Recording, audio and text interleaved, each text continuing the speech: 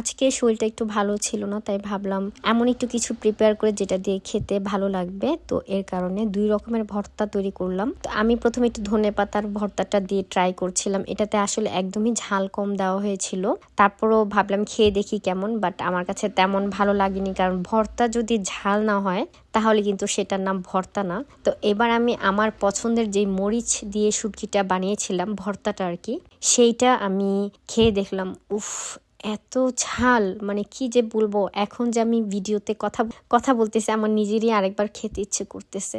তো দেখতে পাচ্ছেন আমি একদম হাফ প্লেট ভাত এই ভর্তাটা দিয়ে খেয়ে নিয়েছি। তারপর রান্না করেছিলাম হচ্ছে চিকেন, কি বলি, আলু দিয়ে রান্না করেছিলাম। এটা ছিল হচ্ছে তুর্কিশ চিকেন। এটা খুবই মজা ছিল। আর ভাতের সাথে এরকম লবণ খাওয়া এটা কিন্তু একটা বদভ্যাস, তারপরও আমরা অনেকেই খাই। যাই হোক, সাথে একটু সালাদও নিয়েছিলাম, সালাদ দিয়ে খেতে বেশি ভালো লেগেছে। আর মুরগিটাও খুবই ভালো ছিল, টেস্ট খুবই ভালো ছিল। সবাই ভালো থাকবেন, আসসালামু আলাইকুম।